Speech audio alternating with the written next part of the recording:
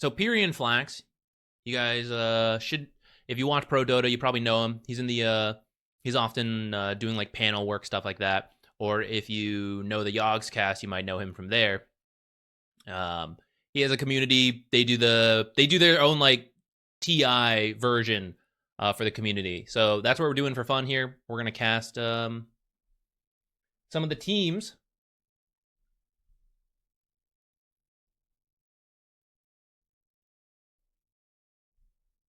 Where is this thing? Oh, here it is.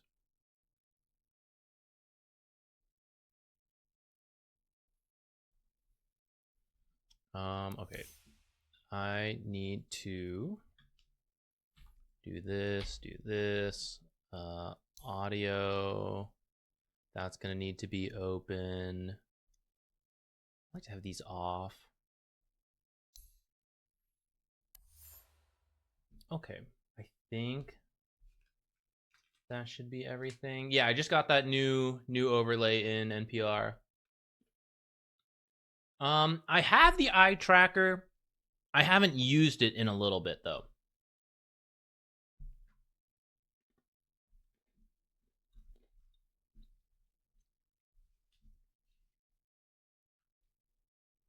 Test.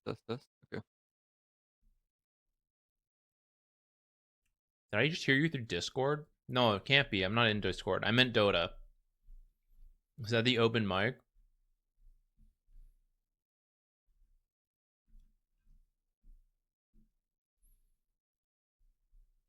Where is... Wait, what? Oh shit.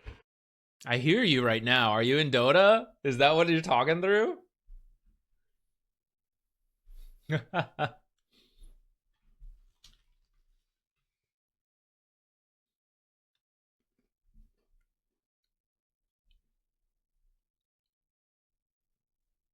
Okay, I'll pause the music in a moment. I think I should have everything ready. I'll just join the Discord in a second here. Make sure it's in the audio channel, and then that should be good. Oh, let me change the stream title real quick. Do you have the, can you send me the team names so I make sure I spell it correctly?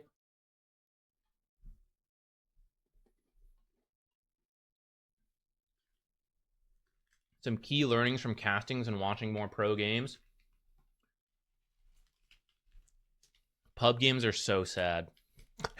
That's it. That's the takeaway. I learn a lot about map movements and how things can connect. I learn a lot about draft meta. It's just so much is unapplicable to pubs because of the coordination required, the whole meta, being able to play certain things, but like I don't play that, so it's like, what does it matter? We don't do the draft, you know? So there's a whole lot that just does not apply. But I'm usually up to date with most builds now, and I know how good certain heroes are because I'm watching so much Pro Dota. So even though some guys may be doing something suboptimal, I know like, oh, Timber is strong right now, whatever. That usually helps.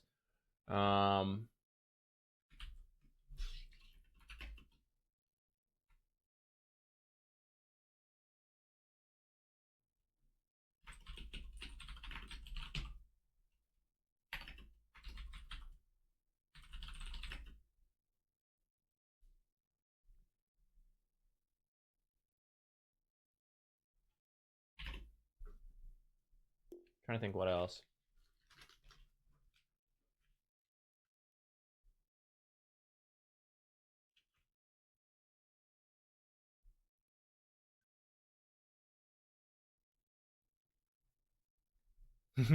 Yeah, we're no flaming, guys. This is all community fun stuff. It's not meant to be you know, harsh critique on anyone. We'll give like helpful advice maybe throughout the cast, but we're not here to roast anyone like this guy's trash. That's no good. I mean, I won't be saying it, but even you guys in chat, you know, people will probably come back and watch this, and it feels bad to see other people just poop on you. Unless you're into that kind of thing, I don't know, you know, but let's go with the positivity.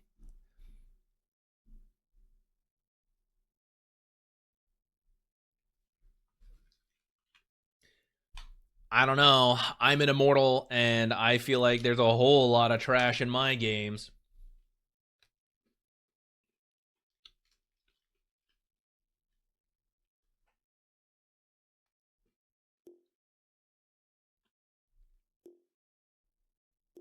I have an idea. You might see this video come out in the future. I don't have it set up whatsoever. But I was thinking it could be cool. There's a lot of people who demand last pick, right? Mid players and carry players in particular. And then lately, I have such a complaint with NA pubs, especially. The drafting is just so bad, and the last picks are hot garbage. So I was thinking it could be fun if I set up like, okay, here are the first 4 picks for each team, and we get a mid player. I'm not sure who, someone else in the community, maybe like a collab video. And we're like, hey, you're a good mid player. What would you pick here? What are things you're looking for? And then we show them the garbage trash pick my teammate goes for. And it's like, okay, so why doesn't this work? Or is it better than I think? You know, that kind of thing. And maybe in that way, that could be an interesting video that also helps to educate people on not picking such shit last picks.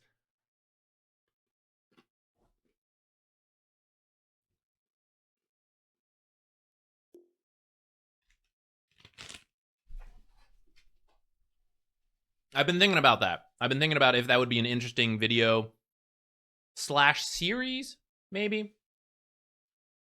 What do you guys think?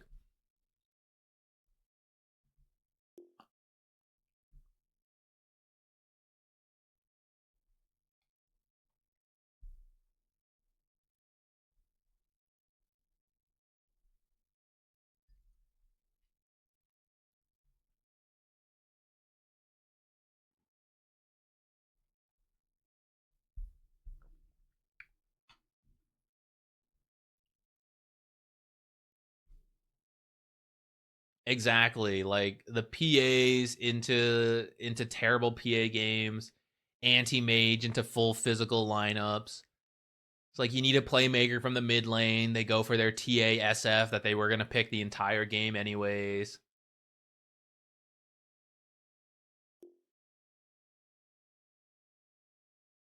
I just think it could be good to have more dialogue on getting actually good drafts. I think North American pubs are really bad about this, at least in my bracket.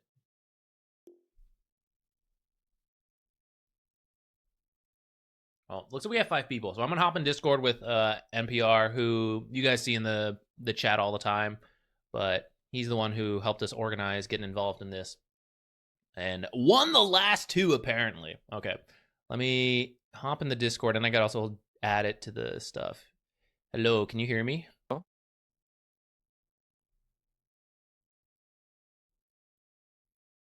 I can't NPR? hear you, Zach. Perhaps he stepped away for a moment. I Hello? think. I can hear you now. Can you hear me? Shit, we're in. Hello? Hello?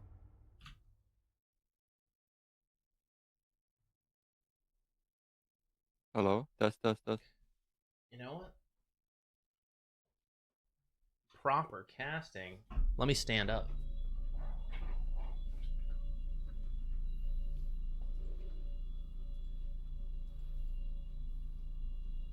Hello? Hello? Hello? Oh. Hello, can you hear me? Yeah? People, can you hear NPR? I think you should. Okay. I think I can hear the sound stuff going in.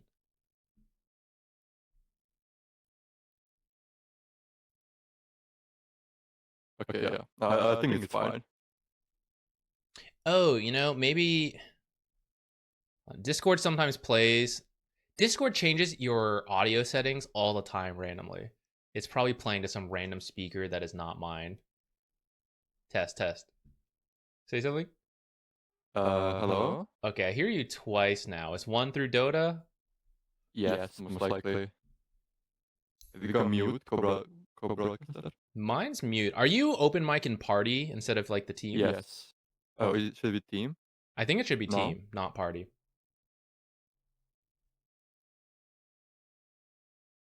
Testing, testing, testing. I only hear you once. Okay, that's weird. That's a good start. That's okay. Sort it out. We haven't even gotten into it, so it's all Yeah, good. yeah, yeah. I mean, it's just the first band. Like, who cares? Yeah, the They're the gonna be draft, like, the draft for community stuff is usually not quite following the meta, so it ends up just being like a lot of personal targeted stuff, and then it's okay. We go from there. I mean, Luna is good. Luna is banned. She's dropped out a little though, in terms of popularity, I'd say. Yeah, but that's because like high MMR players know how to deal with her, and we don't. We just can't. The hero is just too good. Like at early game, mid game, and late game. But yeah, this is a technically upper bracket series because this is a seeding game. Just like last TI, it was like the second from one group against the third from other group. So whoever like wins here is going into the upper bracket, and who loses is going to the lower bracket. Pog upper bracket. Let's go. See a classic ogre. He's actually Yep, kind of okay right now, he, but I he feel is like actually good. ogre is such a classic for community games. Which actually, real quick, what MMR are we at? I think he told me last time, but just to get it out again for everyone to hear. It's team average is like Archon 5, and a single player max is like Ancient 2 or 3. Nice. So about So it's like around Legend level. okay. Archon through Ancient. Let's go. Tuscan Ogre. Some bulky boys. That's actually pretty good. Solid opener for both teams. Oh, by the way, Too Hot for Dota are actually last year's winners. I mean, the org is, but the teams, The the org. players all changed. The org was the last year's winner, but all of the players changed. Trying to get another big win with the new team.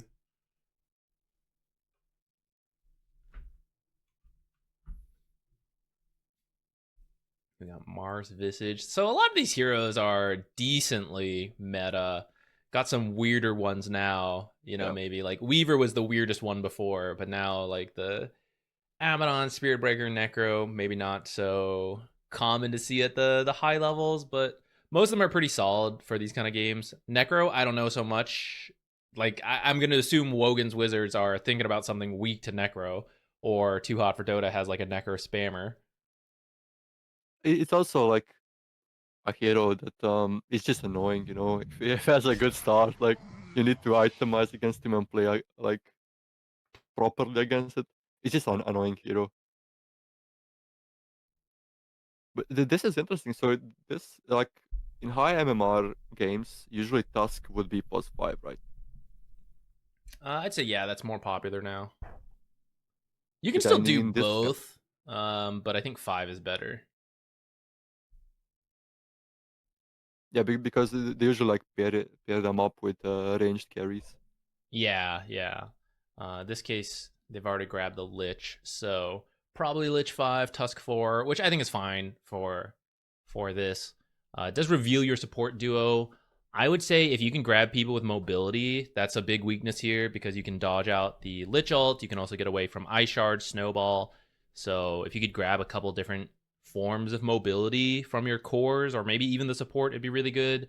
For example, like okay, Snapfire's not the best because like Snowball counters her in a way, but it's got that mobility we're talking about. Like you can start reacting to it. Bristleback, not that mobile hero, but that's okay. They don't all have to be mobile, but that could be if you're thinking about drafting. That would be something you would see.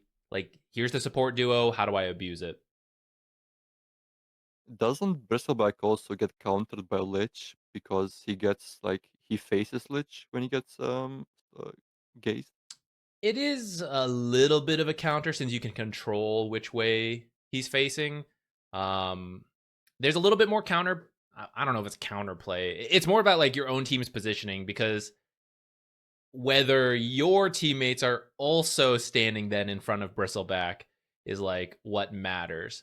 So it can sometimes backfire. Like if you're coming from a different angle and you're using it and it's actually turning the back of Bristleback away, whereas like a typical stun would just leave him the way he's facing, it can go both ways depending where people are standing. Wait, how does the interaction with eggs work? Does he What do you like mean? turn around and then quill the other way, even though he quilled one way? Oh, like Like if if you're he, using your ags on Bristleback and then you get yes, Sinister Gazed, I think it yeah. would interrupt. I don't think. Do you keep firing if you get stunned? I don't think you do. I have no idea honestly. I'm not sure now that you ask, but I'm pretty sure you stop. I guess I I mean, could be wrong. we didn't know that Yols dispelled It's the A also break true. until like Also an hour ago. true. Okay, Wogan's Wizards. What do we got here? So Axe. So actually, I'd much prefer Tusk with the Drow. This is like a double range safe lane and a double melee off lane into an Ogre Magi. And potentially you could just do Bristleback carry, and I feel like he'd be fine versus that lane. Drow would be a more like a bigger problem for Bristle later on, but you could pick some heroes to just ruin Drow's time and not worry about that counter later. Yeah, it's interesting that they're revealing the carry here before. Okay, gyro. Uh, I don't know about gyro. It's okay versus Axe because Flat Cannon can help you keep lanes shoved out so that just earlier we were doing a replay for Axe and talking about like how you can cut creep waves. It forces all the creeps under the carry and they slowly take a bunch of damage over time and then you can dive them. Gyro kind of prevents that by being a really strong laner and having the Flat Cannon to push out quickly as well. But it can take a while to reach the point where, well, you're still just trying to hit like this critical mass on Gyro, who does not make the most use out of Bloodlust, because Flat Cannon is limited, and you're like a mixed spell based type hero. The lane is strong at least, but Drow can kill the Gyro. Like it's not a matchup that is Yeah. particularly one sided for Gyro. Also, like if I think if Axe built a Crimson here, I think it stops like a lot of damage from the gyro and from the bristleback at the moment. Yeah, I'd be up for that. There's a lot of physical damage, but well, there's a decent amount of spells, I guess, from Gyro and Nyx and Ogre, Ignite, stuff like that. So I agree. I still think like the Crimson would be good. We don't quite see the mobile heroes I was mentioning. So Tusk and Lich should be able to get some stuff done, especially around the axe. Like if he gets a good call, that should set up like a really good Lich ult.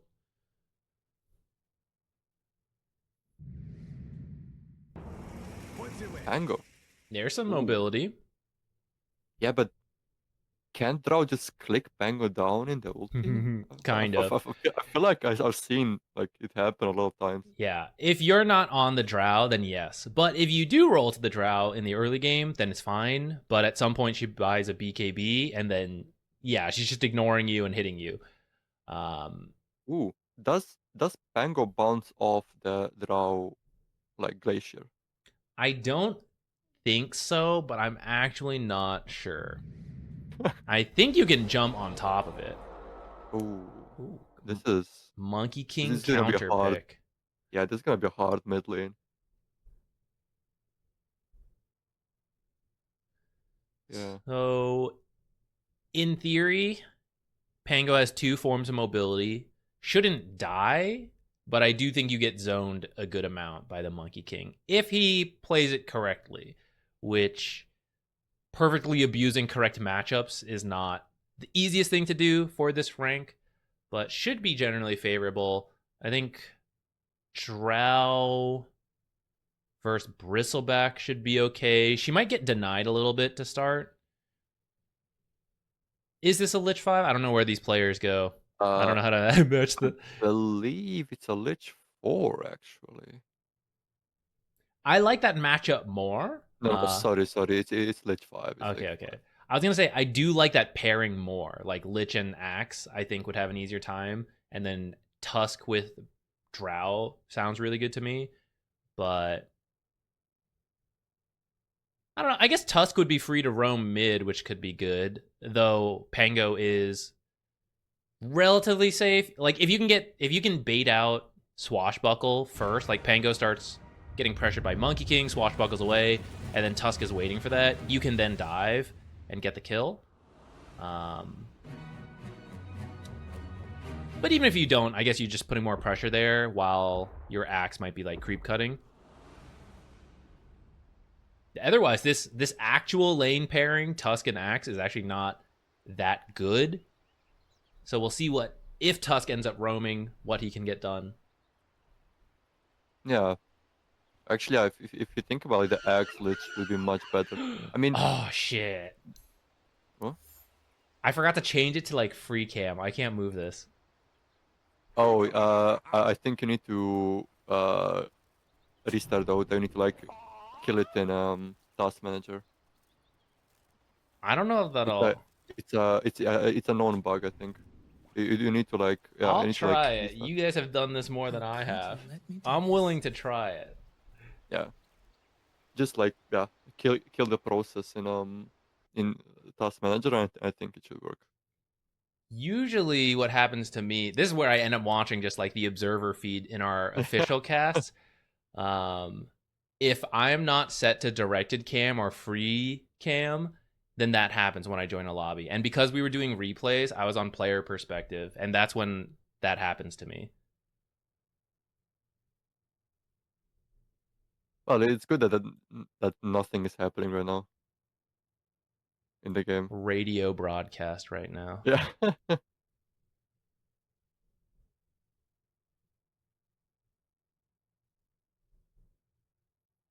Oh, also a cool thing is the offlaner that's usually playing for Wogan's Wizards is actually working for ESL and is currently at Dream League, so he can't play right now. That's cool. so so they had to get a stand-in for him. All right, let's see if this works. If not, I'm not sure if I can. Okay, we're good. Yeah, I'll yeah. make sure to fix It, that it, between games. it's just an unknown bug. I think of people like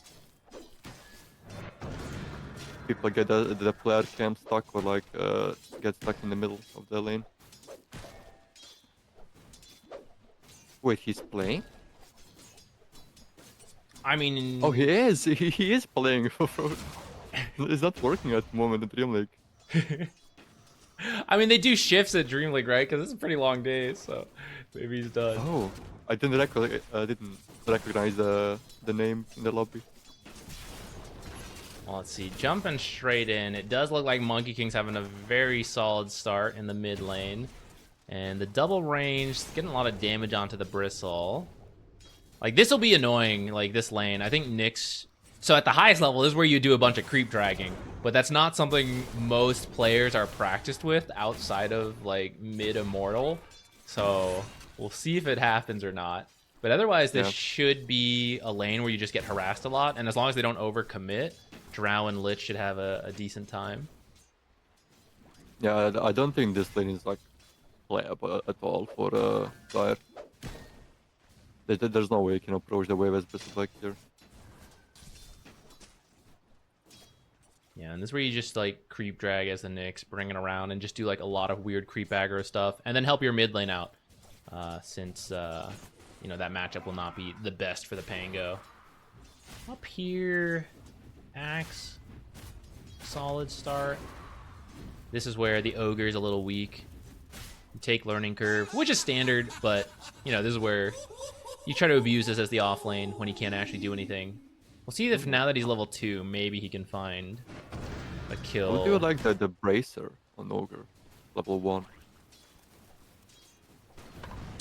I'll be honest, I actually don't know the exact starting build on Ogre right now. I don't think it's a Bracer, though.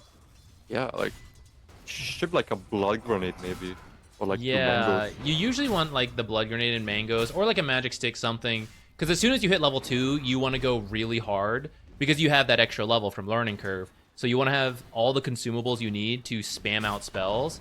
Like this should be a good trade, right? Like the level 2 ignite plus fire blast. Gyro should actually help a bit with this, and you want to keep doing that. Not like do it once and you're like, okay, I'm out of mana, that's it. Ice shard block, snowball. Oh, you're getting pretty low. You're gonna get the first blood under the tower. I think if Gyro helps a little bit sooner, maybe they won't feel comfortable doing that. The downside of that play is that the lane was pushed in, so they actually missed a decent amount of CS, but I think it's still overall worth it for the first blood. Oh, Pango mid. I think he was going for Who did actually? Oh no, sorry. Yeah, the monkey is going for the orb of corrosion. I don't see that item like much anymore. It works if you're really punishing a matchup. Sometimes you don't go the full orb of corrosion. Sometimes you just get the early oov. I'd say boot is also common to get. Whether you do or do not get the Orb of Venom, just to punish the melee matchups a little bit more. It's not too bad this game either, though. Like, if he does apply it with his ultimate to different heroes.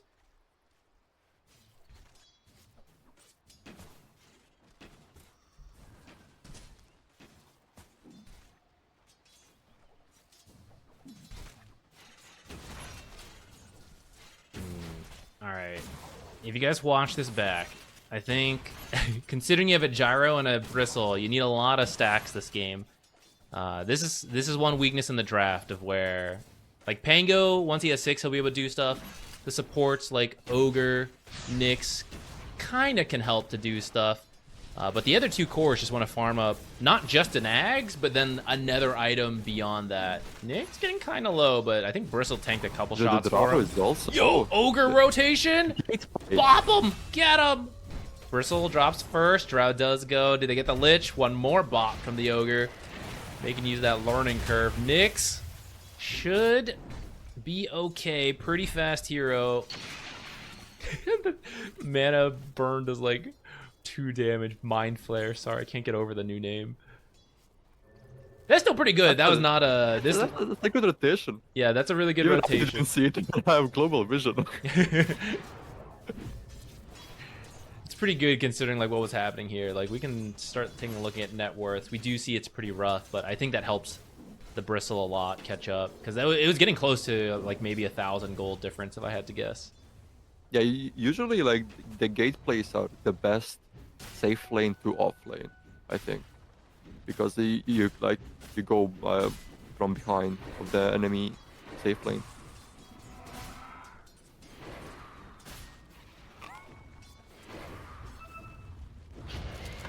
Think about diving Gyro, but Ogre is back. Ooh, but we're together, so call on 2. Creep's doing a lot of damage. Gotta remove aggro from yourselves.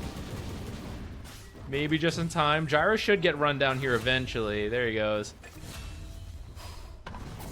And with that Ignite, he'll get a return kill. He might actually get Axe as well, because Ignite is a ridiculous... Oh, you should get 3 points in Ignite. I think you might actually get this kill if you had it. Ignite has a lot better scaling than Fire Blast. 1 point in stun is enough, in my opinion. Maybe I don't know the exact build. I'd have to double check. I'm pretty sure Ignite just has way better scaling, though.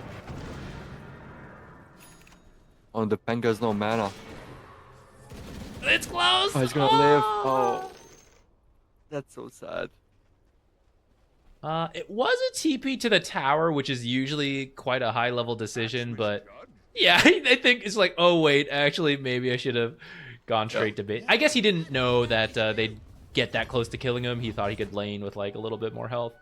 But getting out alive, even if you have to be a little bit inefficient now walking around, is really solid. I think with Ignite, though, probably does fall earlier. It was a good tower dive. They just have to either, 1, use the Fortify to help yourselves out, or... make sure you're dropping aggro in the middle of those plays because if you can just remove a couple tower shots from yourself, it helps to save a ton of health.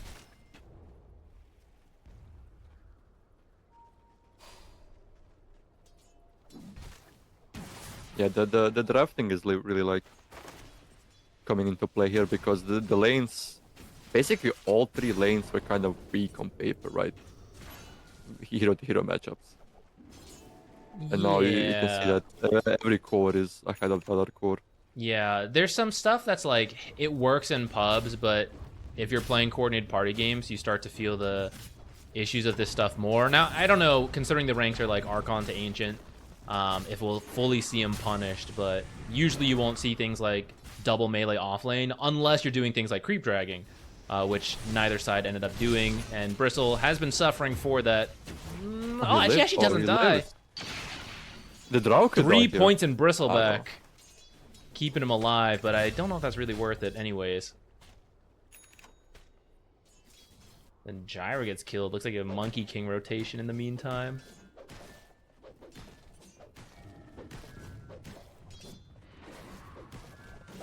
So, if Axe wasn't having a good time, there is actually a weakness in Wogan's Wizard's draft, which is that Monkey's not really a playmaker, and Tusk can kind of do it. But you really need the blink from Axe to make it a much easier. But he's having a great game so far, almost 5,000 at 9 minutes. So if he just keeps creep dragging to camps, he should have his blink after the Blade Mail, like, probably like 13 minutes, if I had to guess, depending on like what fights happen. And then you have your playmaker for the Lich and the Tusk and the Monkey King to work with. And then Drow will just farm up till she's ready to join in. What does the gang camping bot? Lich? Yeah, it is coming to it. Roll doesn't quite connect. I think they'll still... Oh, he had a full wand, it looks like. They do finish up the Lich, but he had to use all his spells. Should get run down by the Monkey King and the Drow here. And fall to join his... Oh, maybe not. Nice stun from the Nyx. Keeps him alive. But this is scary for the Monkey now. I don't think he can do this. Oh, he's just out of tower aggro, actually. That is so close. Completely calculated by Wogan, I'm sure. Yeah. I was gonna ask, like, if you are too hot for DotA here, do you try to, like, put people in the top lane and deal with the Axe? Or do you, like, put everyone to deal with the Drow here?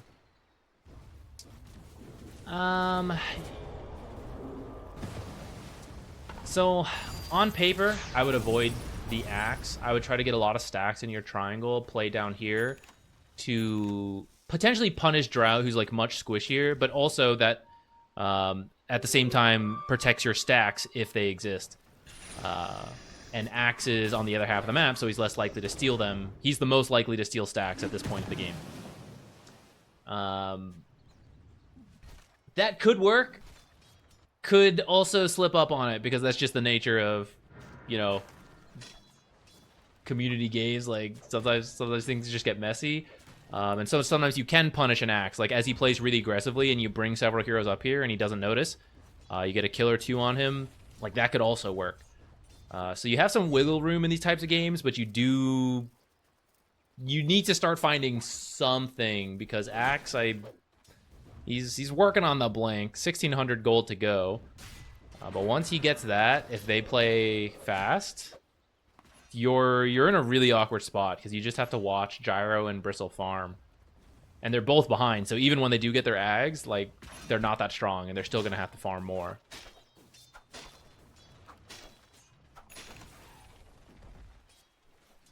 Diffusal is almost done on Pango, though, so maybe they can find something with that. I think the roll in that last fight, a little unfortunate. Could have had some, like, slightly better connections to maybe make it a bit cleaner without dying himself. He also has Arcane Rune bottled, so... He's going to run into the Lich. Oh, the Diffusal's not here yet. Otherwise, I think you could just go for that solo kill.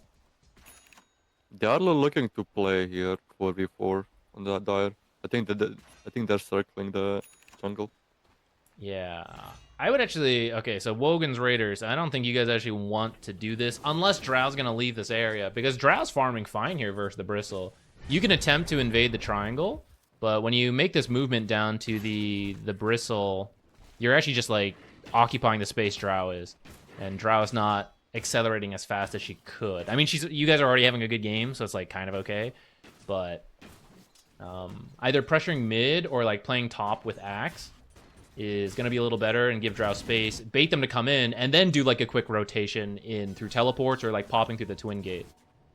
That's a little bit more likely to succeed. Find Pango, just punch him for fun. Yep. Fear, but that means he should get the roll off stuck in the shards. Took double jump, so he doesn't have the Thunderbolt. Oh, he's dead. Oh yeah, oh, it's a Fusel almost. It's kind of weird that they chose to fight here because they didn't see them on the ward bot, so they had to know that Radiant was in the top half of the jungle, and I don't really think they want to fight as dire. Yeah, you generally. I guess Like, you don't know exactly how far behind you are, but you should feel you're having a rough time. Like the Nyx is here alone. I think a core should be here, not the Nyx.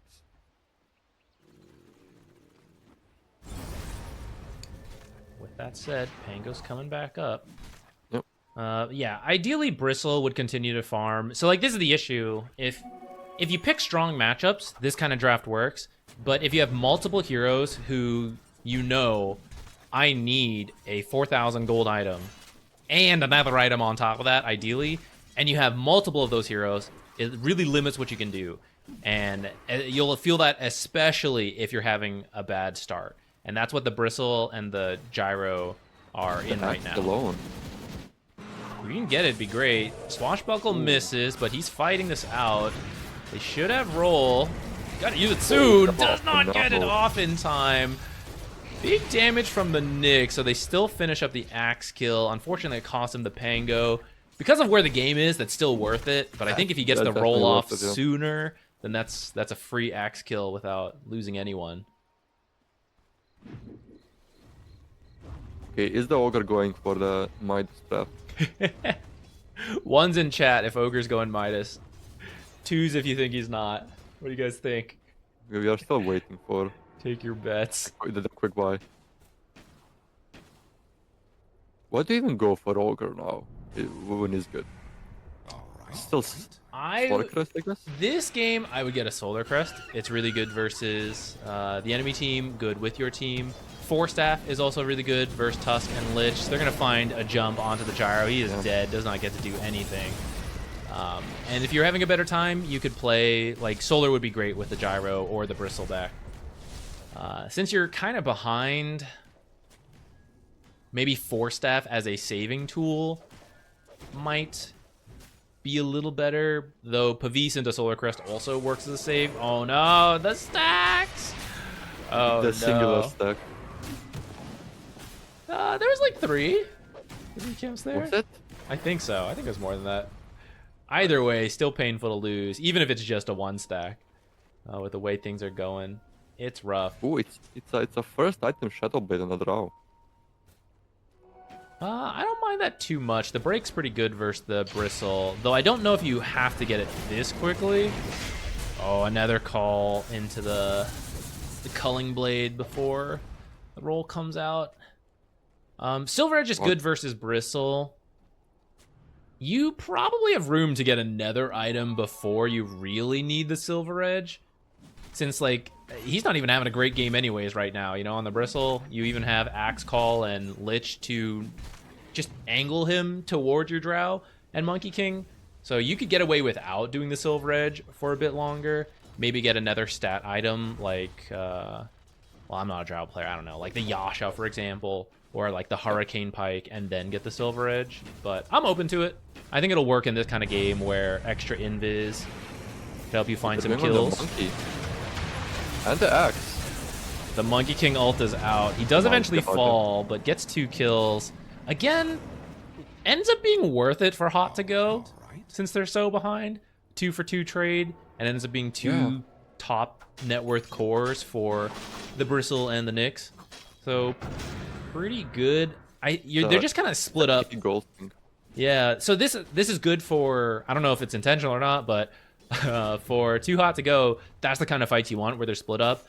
For Wogan's Wizards, you guys are kind of apart. Like if you're together, Axe, Monkey King, Lich, Tusk, I don't think they can win a fight outside of like the most amazing roll. But in this case, you know, that was like 2 cores bottom, 2 supports top. Drow farming, like that's fine. That's what Drow's gonna do. But supports in the cores, if you're making a play, you kind of want to be together. Big Axe Call in the bottom lane, followed by the Boundless Strike. Double. Oh, what? Did he get that second one? I think I heard the noise, but I didn't see the animation. Huge call. Just to protect ourselves from potential lawsuits from the org, it's too hot for Dota. Too hot for Dota. What did I say? Too hot to go. Oh. We don't want there many lawyers. I'm sure, at our case. I'm sure she's gonna watch this and be upset. Nick should be out of there thanks to the scuttle. Oh my goodness! Actually, that was really close. Did he even have a ward? Was that a blind guess? I don't think they don't have anything here. He was dusted though, so. I guess you still just have to blink randomly and then maybe a reaction call. Axe maybe a little under the tower. Getting low, should be dead here, but if he spins enough, he actually kills the Nyx first thanks to the damage reduction from Frost Shield. Ooh, I don't like Greaves Rush on any hero. Who's going for it? Lich. Yeah, this is actually, for you guys as well, Solar Crest is really good. If you end up with 2, that's fine. But Tusk is actually so rich. Arcane Blink already. And what did you just buy? Okay, going for the Solar Crest. Actually, he's not as rich as I thought. It's later in the game than I realized.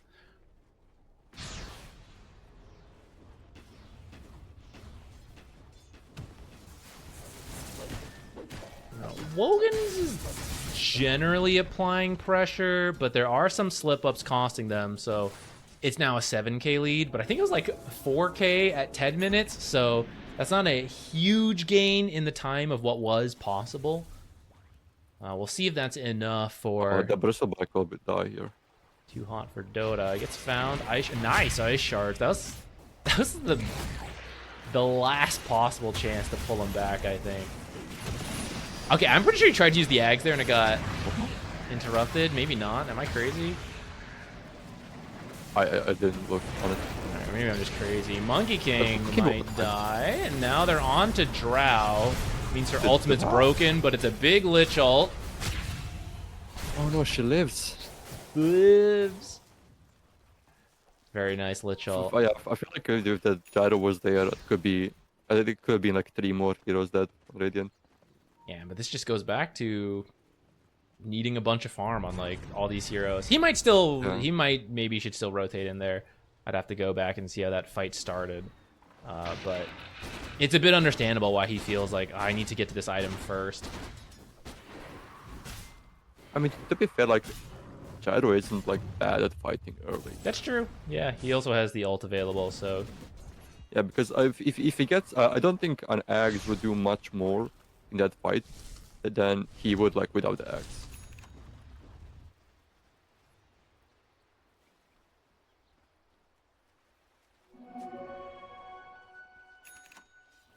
Oh, there's a Dagon. Oh no, he's going Dagon to... What is he? No, the next is building another Dagon. He probably hasn't misclicked, or like he just clicked the Dagon again. I'm sure he'll just get the recipe. Hope so. The monkey. Gyro should be out. Nyx is looking for the monkey. He has to die, right? Well, actually, they changed focus to the Axe, who's going for the Gyro. Gets the kill on the Gyro. Ooh. He's got his newly delivered BKB, so they're just trying to run away. Monkey actually does end up getting low from the Nyx. Can the roll finish? Oh my goodness, they just kill the Pango in the roll. A good Monkey is so stun. low, Monkey! The monkey! Oh, okay, they do at least get the Monkey King in the end, but for 4 heroes, maybe you're not gonna feel too good about that. Yeah, I feel like Dire should have just gone for the monkey there and killed him and then try to intercept the axe. Like they got stuck between like 2 decisions and didn't do either. Yeah, and they probably also got caught off guard by that BKB. If he doesn't have that, you maybe can save your gyro through like different stuns and all that. But with the BKB, you can't actually do anything to the axe, and should have maybe caught the Monkey King, who I don't think he knew Nyx was there because he was like hopping off trees. So you could kill that monkey there. Okay, Dire has to know that there's a ward on the high ground. Because the drow just clicked. She just clicked the rocket on high ground. With a vision. We'll see if they get the D ward later. Like you said, if they saw that, should know. I zoomed out and we immediately left the high ground. At this point, Row should be a great objective at any moment. Maybe you want 1 pick off just because roll is kind of good there. So if you can like remove a single hero, you'll feel a lot better. I hear them finding, looks like the Bristleback. 4 staff gonna save him for now. A lot of quill spray damage going back out. Pretty good roll. Interrupts the Monkey King ult. In the end, they lose the Pango. Pango tried to connect on everyone there, but sometimes it's better to just chain stun a couple people. Okay, Nyx does actually find a pickoff. Will lose his life for that. At this point, if you're healthy enough, you can maybe go for the Tormentor steal into Roche. Otherwise, go... I don't know, you could try to get this tier 2. I think it might take a little bit. Well, maybe not. You got 3 cores here. Oh, they still get the call, too. Oh, no.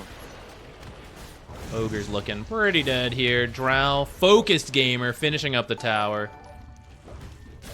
Yeah, I just feel like Dire are too keen to fight right now. You just have to be very careful of where you choose your fights. They have to know that the Radiant is just walking as a 5-man squad and that they are behind, like, at least, like, you kind of know in games that they're behind. We'll steal the Tormentor. Pretty good for both these supports. We do get it for Lich. That's going to be really nice. Going to give you some solo playmaking potential with that Ice Spire, but it's also just good in team fights anyways. Go do Roche, guys. Go to the Twin Gate. Fall back. Twin Gate over to get that Roche. Yeah, I feel like Roche and the Drow Shard, and it's an easy high ground. And this is why you'll sometimes, like, you won't see the Silver Edge yet, because Bristol is still not really a problem.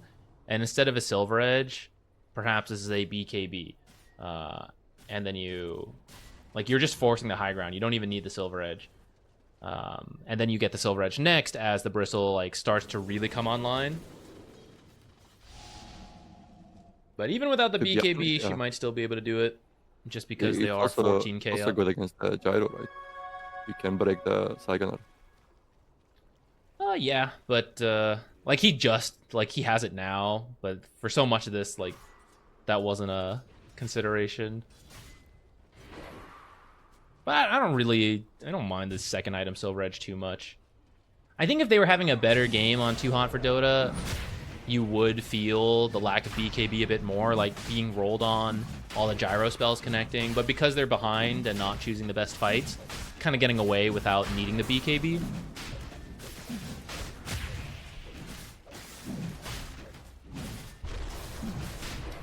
But you can end. You can get this Roche and just siege. It should just be Drow hitting it and everyone standing behind her.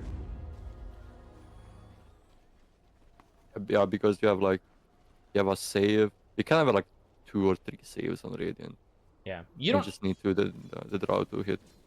You don't have to go for the immediate high ground. You can look for pickoffs, which they might find Nyx. Just a little bit out of reach. That's fine. You got 5 minutes to find something.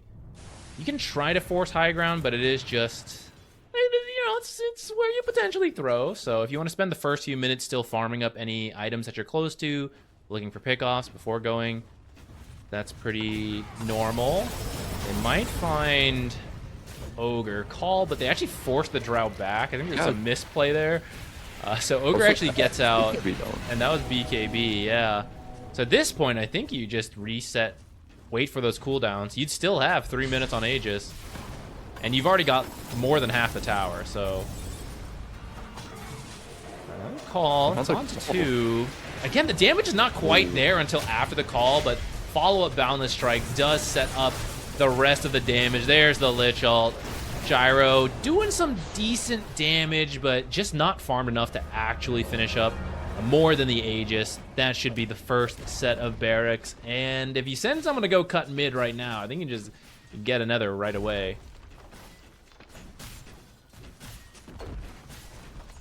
Right, that might be Wogan's Wizards setting themselves up to win game number 1. Yeah. It will be an interesting game too, because I believe Tuchel for DotA at first pick here, which is generally better because of the 18th pick.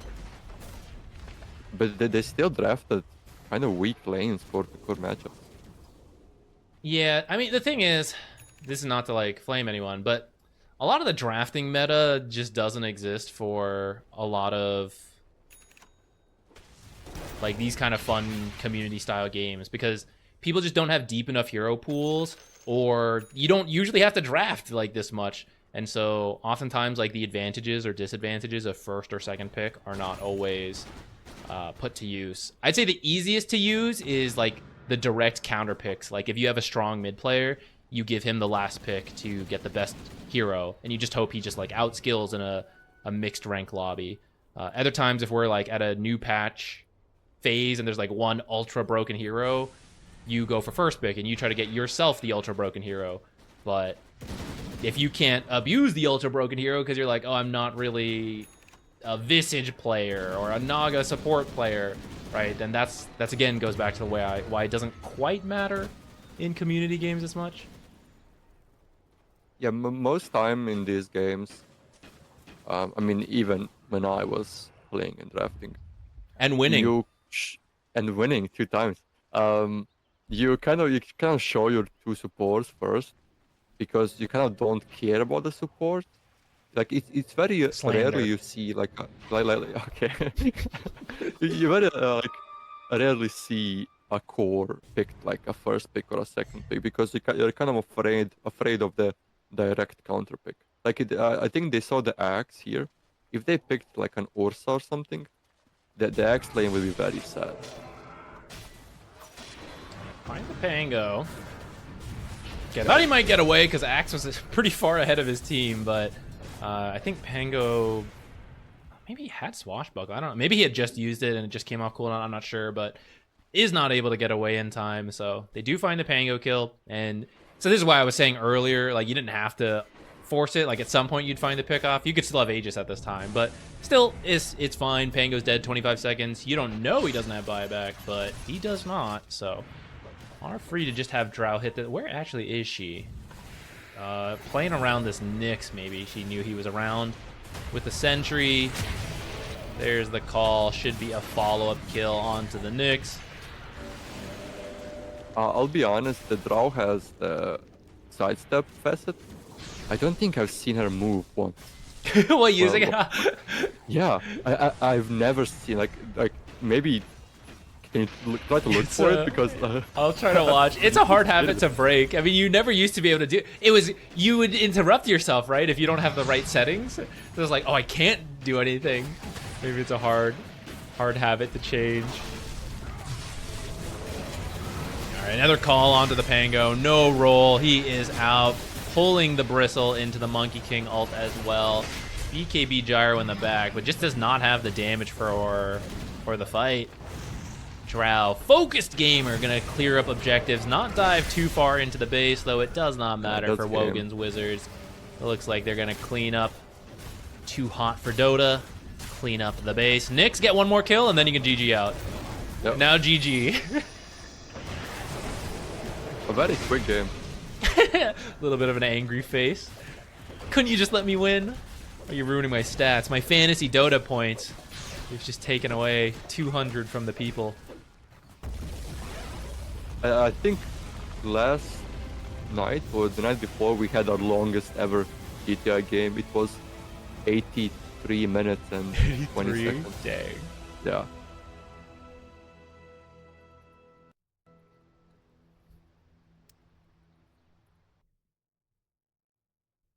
All right, game number 1 done. This is a best of 3, guys. For the you said upper bracket, right? Yeah. Okay. Whoever wins is upper bracket. Who loses is going lower bracket. It's a seeding match. Mm-hmm. Thinking back on the draft, I don't remember the exact order of everything, but so we'll start with the easy things to fix. When you're coming up with heroes you want to play, if you like anytime a hero wants an Aghanim as their first item, it's a long buildup, and you don't want multiple heroes to need that in the same team. Otherwise, everyone is just stuck farming and you can't do anything. And if you're winning, then it's fine. And if you're not winning, you just massively struggle. And that's pretty much what happened here for Too Hot for Dota. Like, you need the Bristle Ags and you need the Gyro Ags. And then they need more than that. They both also want to like farm Triangle and Stacks. So these two heroes are essentially doing the same thing. And if you fall behind, it's like, oh, can we make plays? Like, no. I need my Ags. I need the Stacks. And you don't do anything for quite a while. I'm gonna open a game and go to free cam real quick just to make sure it doesn't happen again. So draft wise, once you pick the Bristle, try to pick a carry that doesn't need something like that and has a little bit more wiggle room on the potential build, or has a stronger matchup, which maybe they thought they did, right? And maybe that they could play out the lanes and they feel like they messed up in one way or the other. That's definitely possible. But that's where you'll find, like, if you don't realize what the issue is, the feeling you'll have is just like, I feel like we can't do anything right now.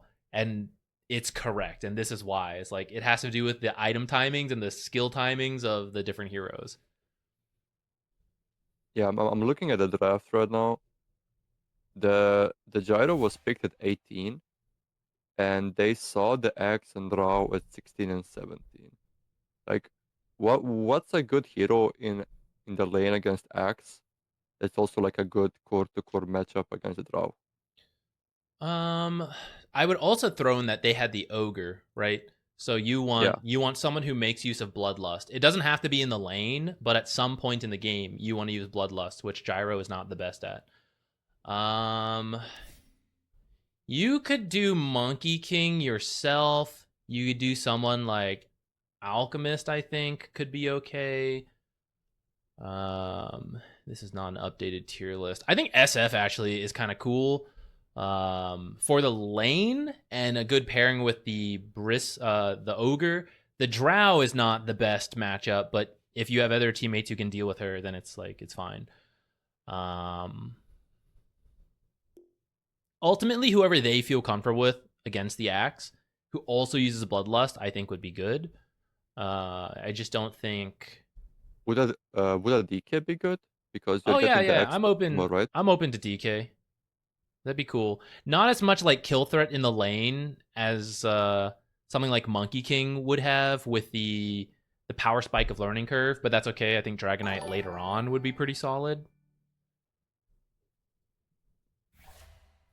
Yeah, because it should be good against the Drow because of the bonus armor, right? You're getting the bonus armor, not base armor, from the innate and skill. Yeah, and Dragonite's pretty good right now too, so that'd be a cool one. Something like TA could potentially work, but not a ton of people play like TA carry, so I mean, even SF carry is a bit that's out true. there That's for newer. lower ranks. Yeah, if you don't already play, it's not one that you can just like pull out. Also, the mid pick on the Pango, I feel like because they didn't see the matchup for the Pango, Is it better to pick something more, how do I put it, more stable than a Pango that could be countered by a few heroes in the lane? That's kind of true, but Pango is still relatively stable, and you kind of saw it. That he got Diffusal and Roll, and once he has that, he can do things. So even though he got counterpicked by the Monkey, and Monkey had a good time, Pango still had potential to do stuff. I would say the bigger issue is that um, he didn't really have a nether core to work with. It just had to be the other two supports, and then there were a couple roles that just weren't quite enough. Partly like he could pick better roll paths, but also you could pick better fights that are like, we're not rolling through a Monkey King ult, or like there's 4 enemy heroes here, so I have to hit all of them. You kind of, if you're falling behind, you want to be a bit more careful with like, okay, here's a pick off, so I'm just gonna roll this one hero, chain stun, easy peasy. And that's how you kind of like start to get back into it. So I think picking Pango when you don't have last pick is fine. I think it's more the previous picks just aren't enough to make up for having that like stable pick that gets countered a bit, but you're gonna work with it. They didn't have the working with it part to make it okay to pick Pango there. Yeah, because Pango is essentially like a setup hero, right? You don't really like do much damage on your own. You kind of rely on your team to Mm-hmm. follow up on your rolls. Yeah. And even the supports, like they're like melee kind of slow-ish heroes that if you blink in a Pango or roll in a Pango, they need some time to get into the fight and to, yeah, as next right click someone with the ulti, or as I don't know, like I don't think like Ogre does much damage on his own again. Early game with Ignite he does, and that's why Yeah, I want to double check the build. Um, I think that could work, and that's why like maxing it would help. I also think Thunderbolt is a lot more common to take on Pango. I'm kind of open to double jump versus the Monkey King matchup potentially. I don't play that hero, so I'm not fully sure. I can kind of see where that's some value to get through the lane, but I do think I kind of think Thunderbolt, because it just goes back to like, I'm gonna lose this lane. Like even with double jump, you're gonna lose a lane, and it's about getting something later to recover. And I think Thunderbolt still fits that, right? It's like, okay, maybe my lane's a little tougher, but I will have a stronger ultimate, and I will find a couple pickoffs, and then we're back. And interesting. Abaddon ban. I think it's just a pub classic. Yeah, now I need to see if they were picking Abaddon or something. I think it was banned in the last game too. Yeah.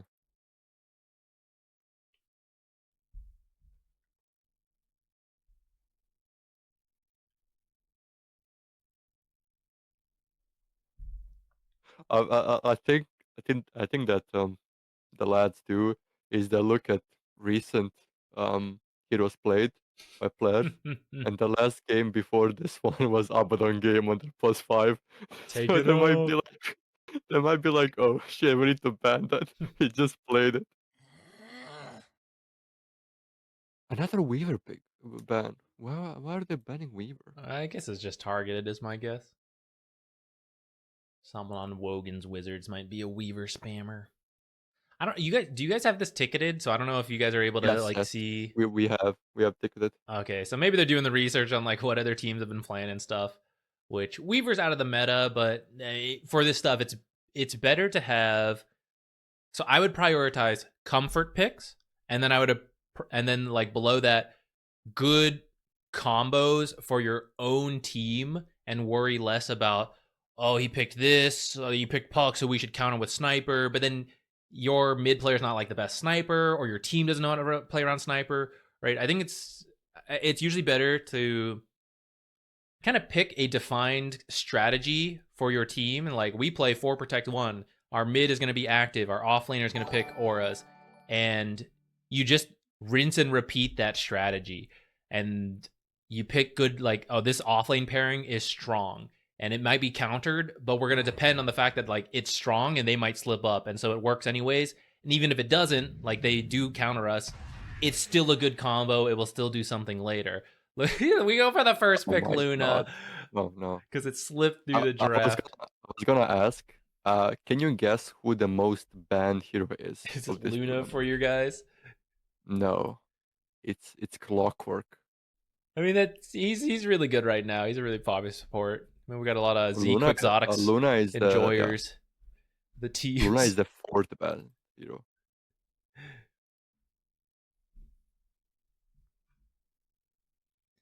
We'll see how it goes. In theory, you can In counter the theory, they Luna. pick they pick Medusa here, right?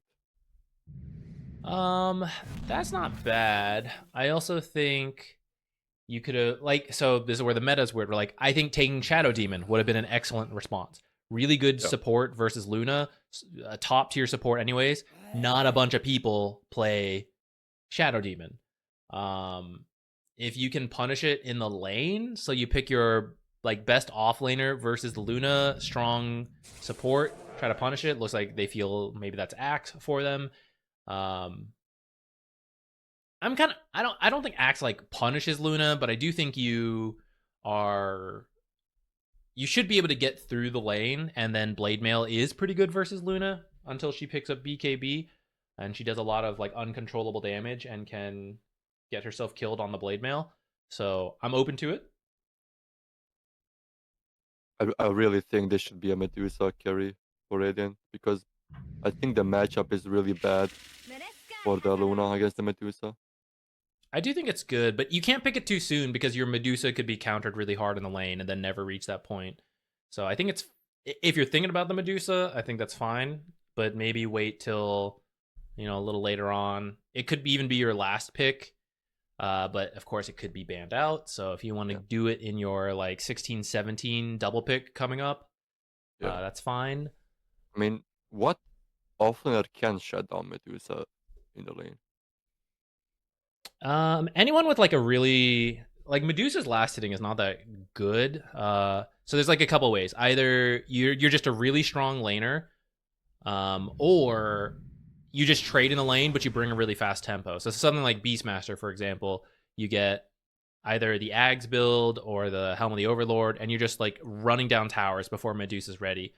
Um, that can work as well. And with a Luna, that's kind of into the draft you want anyways, right? It's like we're gonna line up around 20 minutes and have a really strong timing. And if Medusa is not ultra farmed at that point, she is still going to be farming and not going to be able to fight. They're gonna go Hoodwink. So again, Shadow Demon is actually would have been like the perfect pick instead of Hoodwink because you remove Omni-Knight stuff, you remove Dark Willow stuff, you copy Luna. Wogan's Wizards also could have taken Shadow Demon. Pairs really well with Luna. Really good as an axe There it save. is. There's the Medusa. Good call. Show me Yeah. the anti-mage off lane. Do it. That's Oh another no. potential counter Oh, pick. the thing is they're.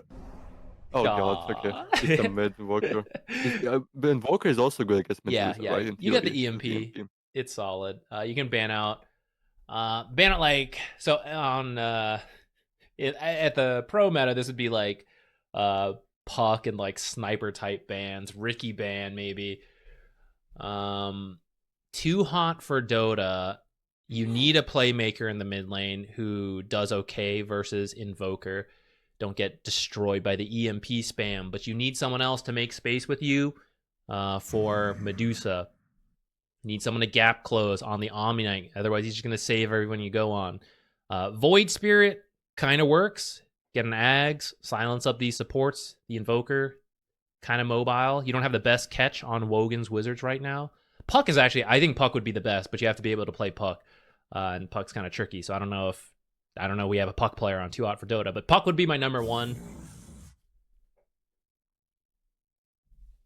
Queen of Pain's not too bad either. A lot of damage with the axe, decent lane versus Invoker, but I worry the free BKB from the Omni Knight might be like I don't know if you need to ban Queen of Pain because of that. Could this be a +3 Omni-Knight? I don't think you need to. You could, but I feel in the lane it will be fine as a position 5, and you just stand behind Luna. I don't see what new value moving him to the off lane would be, especially I since mean, it's it could be Medusa, funny. Crystal Maiden. Like if you think you can punish that, then sure, but I don't think you really do. It's interesting that they banned Doom on Radiant. Isn't Medusa kind of good against Doom? Yeah, yeah, you wouldn't need to do it unless they're thinking like Huskar mid lane or some shit. Alchemist. I don't think so. We are not that dirty here. I have played against Huskars though in my games, in my GTI games. I won them, of course, but Of course. yeah, of course. So is Invoker the Wizard of Wogan? Is that why they went it for it? Invoker is Wogan special. He was This he is the was namesake. famous. He was famous for playing it maybe like 2 or 3 years ago. He's maybe like a grandmaster, or is he? Oh, he's not. He only has 150 games in Invoker.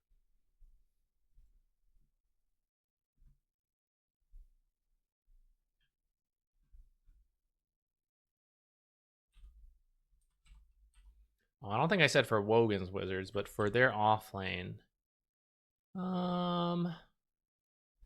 Again, a playmaker, because your supports don't do it. They're going to be sitting behind the Luna. Dark Willow can kind of follow up. Invoker has some setup, but you really want someone who can just kind of like. Lord. Okay, that kind of works. You'll be just all in on backing up the Luna.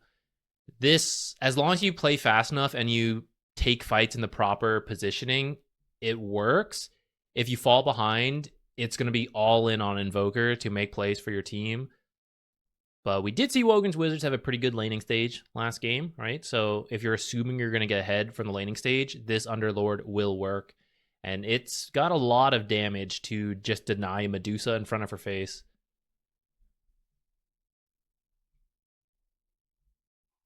Is this a good puck game right now? They don't have many disables on Dire.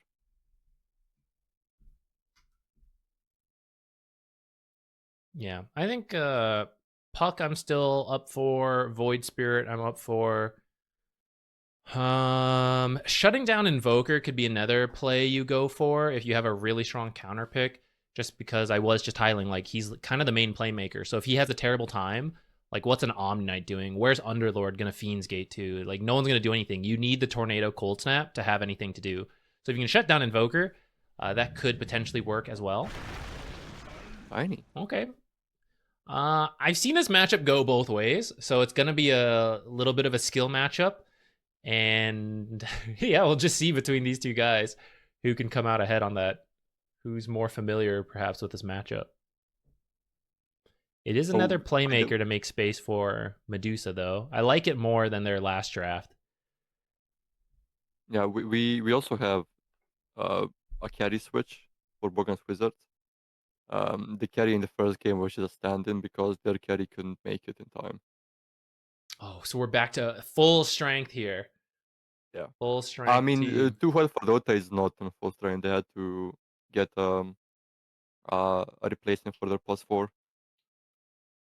Back to pseudo partial full strength here. It's more it's fuller strength than Fuller less. strengther. Fuller strengther.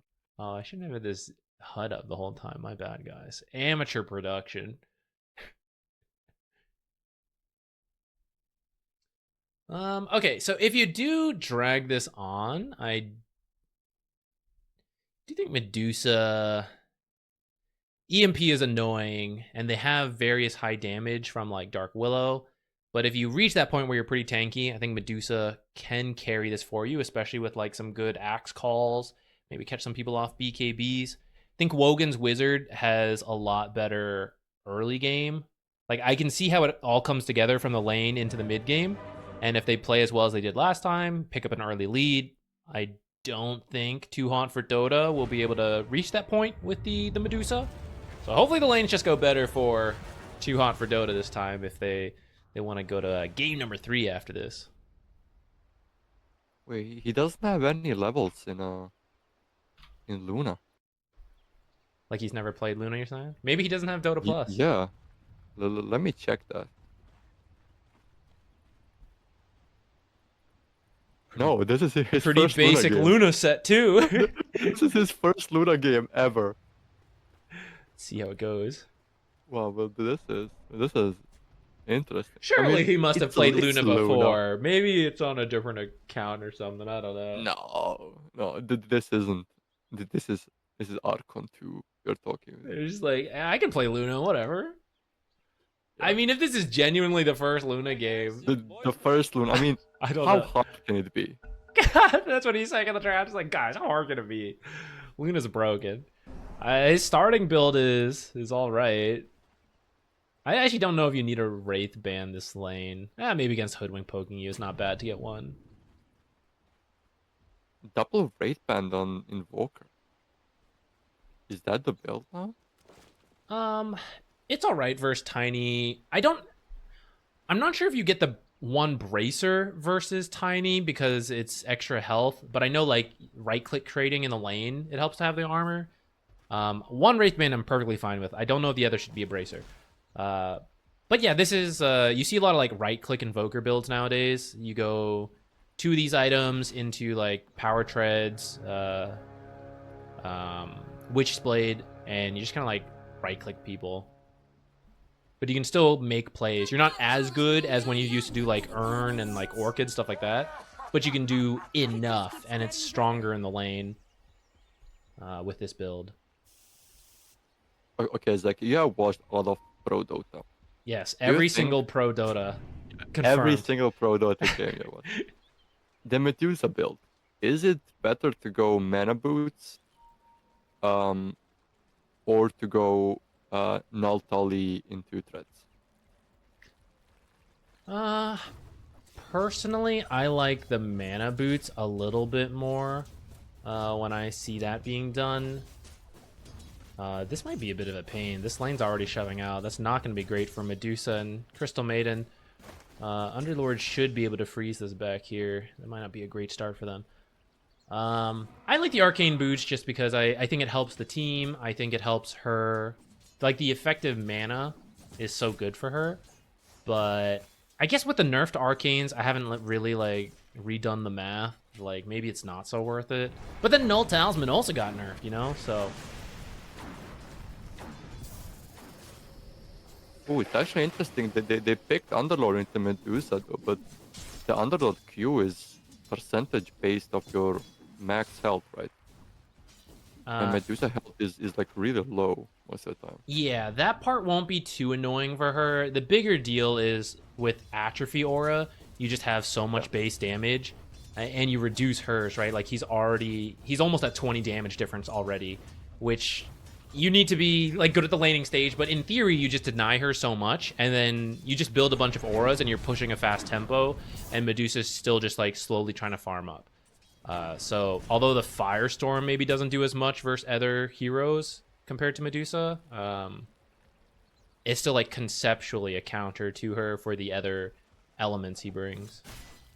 Yeah, it's interesting that he's using the Firestorm because it's pushing in the wave into Medusa. Yeah, I think this sure. lane should still be back here, but that goes down to like some higher level creep management and all that. I mean, he works for ESL. He has to know those, right? I don't know what he does. You know, maybe he's doing more production stuff then. I don't think social media and production. Yeah, I don't know. That's a full translation. I mean, you just pick up stuff by breathing in the air, like close to. I walked past Arteezy. I think I gained 10 MMR. Oh, the CM is dead. Well, I look away for a moment. Okay, nice kill. Looks like that was Bramble Maze and Shadow Realm, which Dark Willow did go throwing shade. This is like you had an extra skill point for how much extra damage. I mean, not quite, but like 2.5 skill points, we'll say. So Crystal Maiden still quite squishy at this stage of the game. A bit greedy on the Ring of Regen. I actually don't recommend this for a lot of supports. It's pretty common to see people going for like Tranquils. They'll get the fast Ring of Regen for the lane. But if you do the math, it just doesn't quite pay out It'd be better to get like small items that help you in the lane more. For example, more iron branches, blood grenades tank you up to not be killed by like the high damage from Dark Willow, and then eventually get the tranquil boots a little later. But you've had a better time. You picked up an extra CS or two. You lived through another fight because you went early stats. Yo, for first pick Luna, or first time Luna supposedly, doing pretty well in the last hits.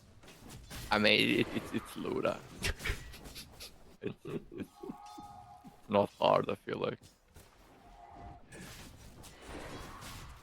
One of the saddest things I ever saw, like, a minute ago was DM got slowed by that ice creep, the small camp ice creep. She basically wasn't moving. She was like 240 movement speed. Yeah, I feel like the lanes are going better than last time, right? Yes, it's closer at the least so far. It looks like Wogan's wizard is maybe pulling a slight advantage across the board, but it's not too bad yet. Mid is maybe starting to be like starting to go towards Invoker a little more. Ooh, no skill in free grab. Actually, didn't even notice that. That's kind of strange, isn't it? Yeah, I thought you usually get 1 point in it, but I don't actually know that matchup like completely, so maybe there's someone to it. I mean, not sure. We can Google it. Let me. You can do it. I gotta do the camera work. Yeah, I'm the Zach here to do your Ricky. Wait, I just realized I also have the wrong mini map. This is truly amateur hour on the there we go, normal size mini map, not smaller, okay. But it fits. Everyone is going big grab level 1. Yeah. Oh, Luna should die here. Yeah, there you go. Battle Hunger, or maybe that's one more auto attack. It's gonna finish off the Luna. Axe. Should be able to catch up. Not catch up. Like start to like really pull ahead because like he already has a good chunk of denies over her. But with that kill, I see Phase Boots. Underlord is that too. Phase Boot should be done. Underlord. Oh, Crystal Maiden attack finishes that kill. Dark Willow. She might die for it though. Oh, it doesn't have vision for the last auto attack. Oh, the range. But Medusa can die maybe. Her mana is kind of low, but Dark Willow has no more spells. Ooh. So I don't think she is low and she is. Doesn't oh wait, she just used Mystic Snake. Yeah, that's. Yeah, she snaked melee creep. Okay, Crystal Maiden did give her Mango. If they scout out what the camps are down here, like there's actually 2 mud golems, and if you ever have time and you can stack any of these camps, it's generally good for Medusa. But oh, she get some mana back from the snake, just enough. Then you can like snake this stacked camp here, and if you get lucky with like what spawns, you can get a ton of mana back from the neutral camps. How do you feel about the CM skill build? I know it's a Medusa lane, but I think you want at least 1 level in queue. I think so. It helps with securing range creep, so Medusa does not have to spam out Mystic Snake every single time. I think like I think even 2 points in Arcane Aura is like excessive. I don't think you would have to have it. I think like 1-2-1 build is good, and then max Frostbite.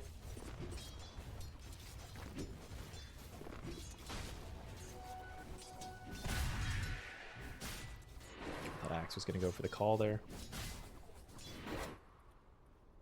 How do you feel about Hoodwink as a hero right now? Because I feel like conceptually it's a good hero, but the win rate is just like 46% or something. She's okay. Her laning stage got hurt a lot by the Q nerf. Ooh, big call.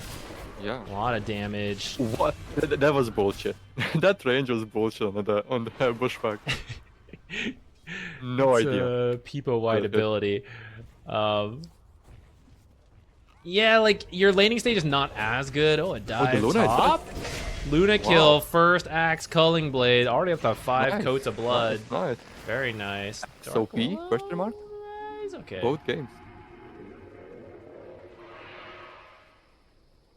Alright, he's out. Oh, the Underlord also dead bot. Oh, the healing. Fake hype. Crystal Maiden, running away.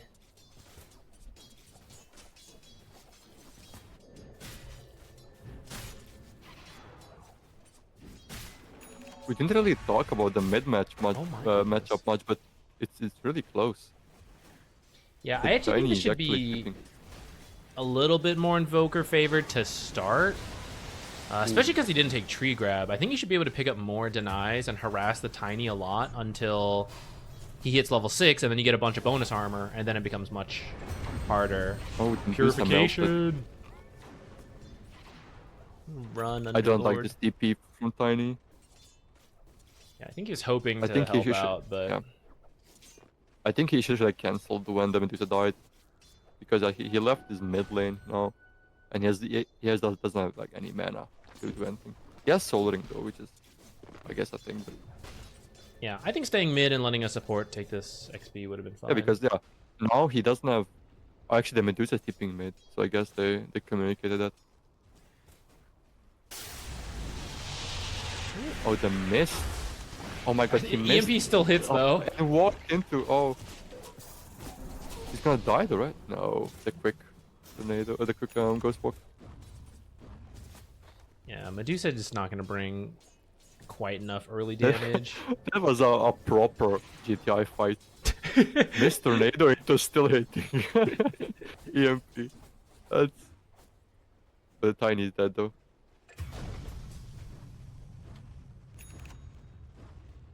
I'm not paying They attention. need to switch back, I think. The Medusa did much better against the Underlord. Yeah, the Tiny's actually gonna struggle into that. Oh, fast blink. That's a blink. Oh my god, it's a double. No, it's not a double. Could be. Purification heals a lot. Sharpshooter. Okay, with that miss, you're done. But still, you got a kill on the Luna, which is pretty nice. Blink on Axe is a little hit or miss, because if you don't find kills, you'd rather have had a Blade Mail to help you farm faster and tank up. But finding the Luna kind of makes that pay off a little bit. You maybe need to keep finding like another kill or two, but great start. I was gonna say like it could be coordinated with the Tiny, because the Tiny's game is maybe a bit slower. So he just said, okay, Axe, go fast blink. But the Tiny is keeping up with the CS with everyone. Like his game isn't that bad. Yeah, I'd say they're probably adjusting for the Hoodwink, who brings a lot of sharpshooter damage. So he's like, I'll just blink and use sharpshooter. That idea is not bad. I'd say it's a little risky into the Omni Knight. Like if Omni Knight's not called, then he should be tanking up whoever is called, and then that doesn't work. And then it's like, I wish I had Blade Mail. Man, I'm missing every single kill that's going on down here.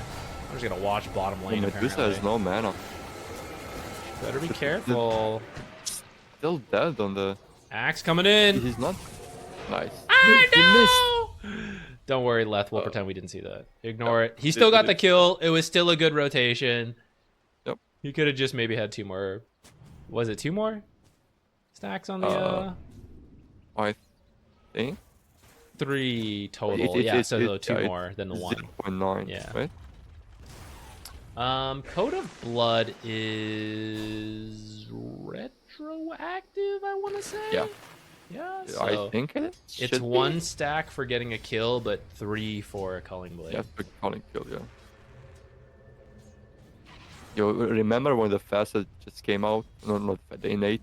It was like 1 or like 2. It was more than that. Yeah, it was insane. And then, no, at the max, that was 0.5. crazy. It's insane. Yeah, he also had that. I guess it was still 1-man army, but his like bonus strength was like insane. Yeah. Oh, maybe fight bot. Oh, the CM is dead. Into the brambles. Yeah, should be a Ditcher, dead CM. Medusa, run Medusa, run. Terra is probably a little overkill there, but they will grab themselves the Crystal Maiden kill. And they actually know she's here. And he still has EMP. If this tornado connects, needs the... Oh, no mana for ulti. Oops. How did she... Oh, the tornado. The tornado actually took enough damage so that she didn't have ulti mana. Well, even if you ult, I mean, you also burn through all your mana and then you're going to True, die but like right after. It's psychological damage. They might not know. I mean, you are getting... Is it 20%? It's 50% speed boost. Yeah, so you but can just run away. She's in the trees. I think she would probably still die, but maybe you're right. You get scared. Maybe. Just the fear of it. the thought of being turned to stone. See, the axes now are maybe a bit hunting too much. This is why, like, usually blade mail's enough. You just, like, creep cut, and then, like, you threaten to just walk at a carry and call with blade mail. And that accelerates your farm while still threatening them. It's why you see it a bit more than blink. Now, if he was able to find kills with the blink and the sharpshooter, maybe it again pays off, but it's just riskier. With maybe potential more reward, so I can appreciate it, but you should probably commit to more smokes to give yourself a better odds that it pays off then. Mid lane, I see a ping on Luna, and I think a tiny blink is arriving. Can they surprise her? She's already gone away. And now it's kind of obvious something's going on. Like, why wasn't a tiny just mid? Where's all this? Why is all these creeps dying to nothing? Yeah, the axe. They need to kill this tower top. I think they need to make the map smaller for the Luna. Yeah, but he's twin gating bottom. It looks like. Oh, they do find a toss on the Invoker. Terrorize combo. Oh, just misses the Crystal Maiden, but Tiny is way too far to run. Oh, the call! Leth! Huge. Double kill. Big call. Okay, Underlord's too tanky, I think. I think you just let this guy go. Yeah. You might lose your Crystal Maiden for chasing Tiara. Well, okay, this is a full creep wave, actually. Oh, he doesn't have mana for call. If he had call there, maybe. You can call him. Oh, no. Well, he got the kill at least. Oh, no. Okay, chased a little hard there. You get a stack on Axe, but he is top net worth, so losing those kills is probably not worth it for that extra stack. I think prior to that, you were already quite happy getting that double call, considering Invoker had just died at the start of that. The Underlord also went the cleave talent. I don't see that though. I think ultimately both help you farm. I think the other facet's a little more useful for fighting, where this one's a little better for farming. This game, maybe it's good for fighting. Oh, you know what? Actually, into Axe, maybe it's not worth it. He's just like giving him more spins. Potentially, yeah. But I'm not fully sure. I don't play it a bunch, so I don't know the exact intricacies of both facets. Can't the little minions burn mana? I don't remember. I don't think those can. I'm not 100% sure though. Oh, the Medusa might be caught here. Do they have a ward? Oh, they do. A deep ward scouts us out. This is why deep wards are so good, guys. Okay, Invoker gets started a little bit early. They still eventually connect the Bramble into the Terrorize, so there goes the Medusa. Tiny gets a little bit of damage back, but they're so tanky with the Omni Knight. All right, they do end up getting a clean kill. Well, maybe not clean. They get a kill. Get a lot of rotations out of it, too. Next time, you just have to be a little bit more patient. Make sure the other supports get closer. That kill will let them know they were spotted. They'll get the D ward. I mean, it's a classic play. You get killed, you just ping for a ward. They must have known. They couldn't find me without a ward. Which with it, usually I'd say that's like not a bad bet, but with an Invoker, there's a good chance he might have seen you, like if he was just invis. Though I guess with the way that broke out, maybe he saw he wasn't invis. I don't quite remember. The Hoodwink is going Maelstrom. I mean, it's fine. It's the classic greedy Ooh, Hoodwink build. X might get killed here. Any Spidey senses? I don't know if they have enough damage without either Invoker or Luna, because this Axe is pretty farmed.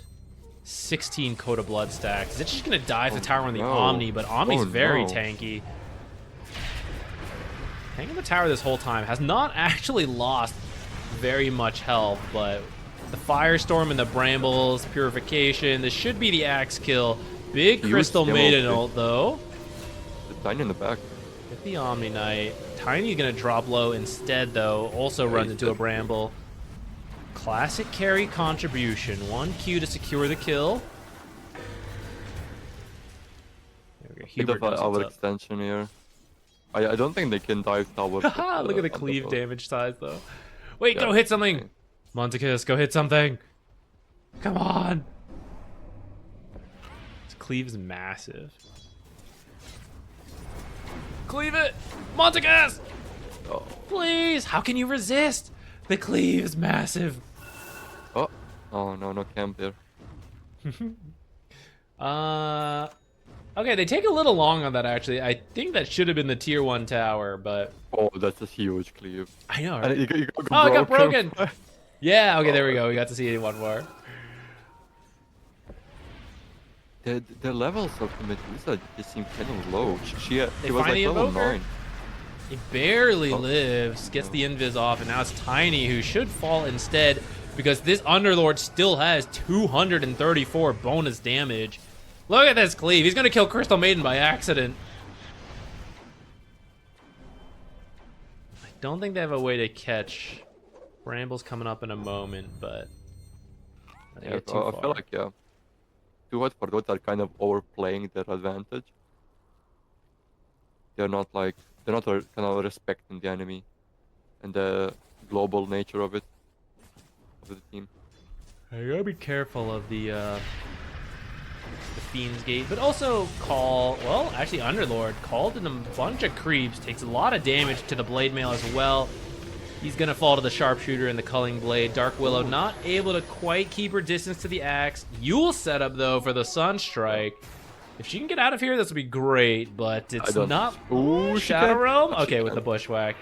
Yeah, didn't have time to get further. She's gonna try for the The Sierra Terrorize, just waiting but a nice try. If you get lucky and you can dodge the trees, you might get there. Oh, out. the Medusa needs to run away. Uh-oh. Tornado EMP. Oh no.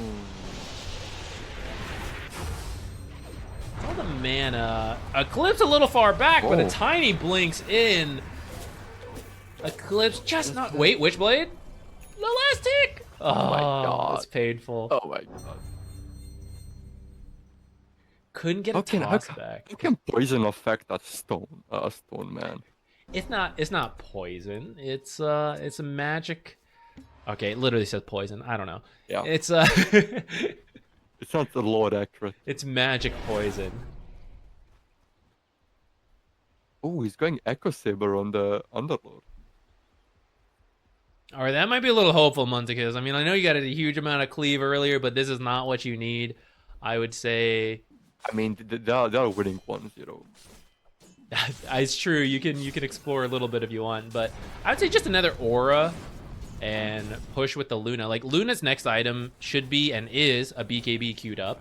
You can get Aegis at any time, and if you line up BKB, like let's say you deliberately delay the Aegis if you really wanted to for that timing, you could. I would say just get the Aegis whenever, clear out towers. You line up the next item after BKB with like another aura or two on Underlord, and you probably have like a 15k lead if you've used that first Aegis really well. So I don't really think you need this Echo Saber. I also don't think Underlord should be... How often will Underlord be on top of like Medusa hitting? You just all want to be behind Luna. Yeah, but if he's hitting anyone, and the Medusa is like a screen away, probably still hitting, right? You need a lot of Atrophy Aura stacks before that happens, though. The last one was because he won a big fight, and then he was able to keep it alive. There's no Luna here. So much shit Medusa happening. slowly chipping away at Muntacus. Pipe, buying him a bit more time. Axe gonna fall first in the middle of all that magic damage. Tiny should be next, though he might get the Dark Willow with an Avalanche. Yule's gonna buy a bit more time. Crystal Maiden, Force Staff away. Luna trying to chase in. Sunstrike, a little off the mark, but it does provide the vision for the Shadow Realm strike. And with that, they'll back off. Okay, now Muntacus has some extra damage. But even then, right, he's only like 100. I don't even know how we got to like 200 last time, but you need a lot of kills. Maybe he just wasn't in the aura last time. I feel like the Medusa wasn't even hitting that fight. That's the thing. She needs like 2 items, right? The Manta is the farming item, and she kind of tickles now, but into the Underlord, she loses even more damage. That's why Crimson Guard would be really good. You'd really counter her split shot, and it's really not that bad versus like like Acorn. There's like Tiny's hitting you. I know he hits pretty hard, but still a really good item this game versus the Medusa, in my opinion. I still think if Medusa can hit the butterfly Skadi timing, like if she can get to those two items, I think it's their game. I agree. But yeah, the question is, can they extend the game as much?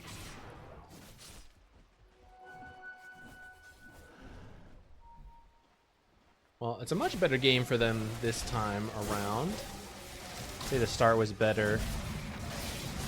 Although, if I recall last time, due to some slip-ups, it was also only about like a 7k lead for Wogan's Wizards. Oh, that was very close. So close, so The close. shard onto the Tiny. Who already bought theirs? Or did he just have that low of net worth? Yeah, Which is not a great sign. He was, I think, a bit lower than I hoping. Oh, I was not paying attention, but that is rough. Yeah, the difference from last game to this game for Radiant is that they have a carry that, in theory, should like push them over the edge like in the late game or like mid to late game. So they have a plan. They just need to get Medusa to 2 items.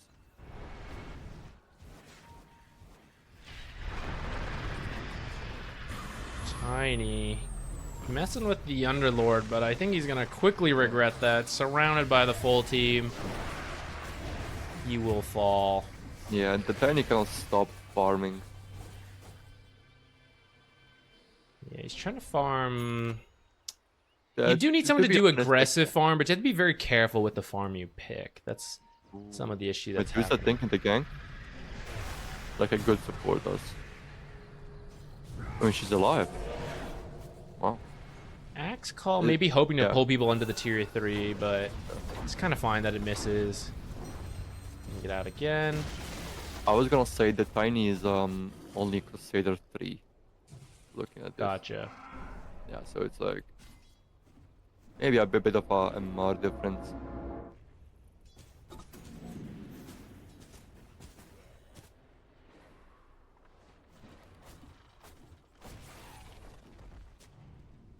Alright, Luna BKB on the way. They should do Roche at some point. Like, you see the enemy away from the top half of the map, which I think they just had a ward bottom that just died. Might have seen the Tiny.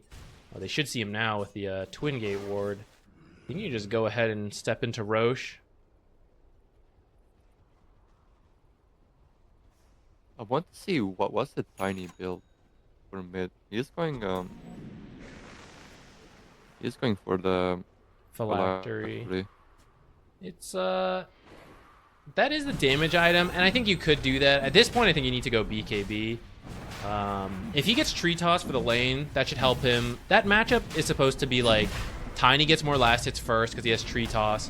Eventually, Invoker harasses him down with better ranged right clicks, and then at some point you hit level 6, so you have Grow Armor, and then you're like back to okay. It's kind of like this ebb and flow in that matchup. And then the balance of like making plays and farming is very tough, and I think it's something he's struggling with this game.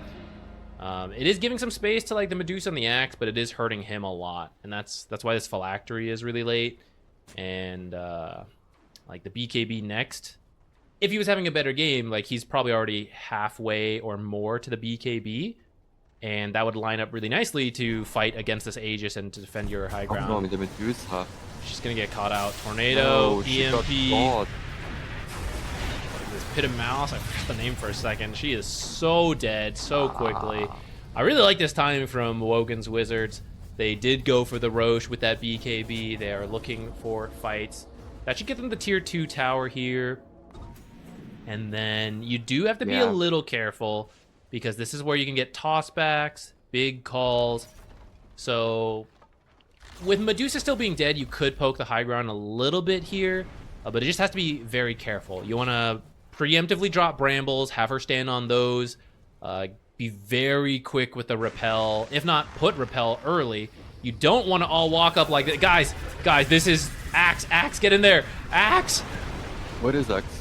I don't know where that was the fight. The opportunity might be missed now. He missed a goal. How did he miss a goal? People are low, though. Can they finish anyone? Luna's low, but she has the Aegis. She had the wand. Call. The Culling Blade was used on Underlord and missed, so he doesn't have it anymore. Gorgon's Grasp. Can they actually kill Luna a second time? I don't think so. Hit of Malice should buy enough space. Well, the Tornado actually finishes off Axe.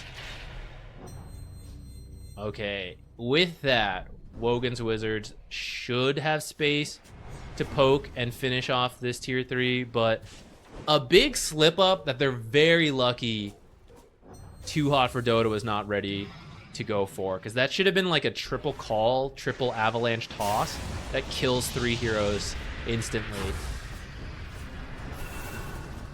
And that's why you gotta be so careful on the push up, and it should just be Luna on the front. Now that some heroes are dead, it's kind of okay, but as they're respawning, you're gonna have to back off again. Medusa has no TP. Oops. Maybe waiting for Axe. Maybe they decided to just give this one up. I don't know. Yeah, but still, maybe we're not giving it up because we're going for a avalanche toss call, but there is no Medusa, like you said, no TP available. Which means they will get the Omni Knight, but it doesn't look like anybody else. Boker, maybe in a little deep.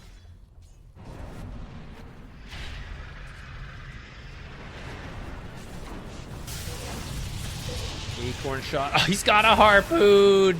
Yeah. I mean, it's gonna kind of work this game. I'm not gonna lie. It's literally working.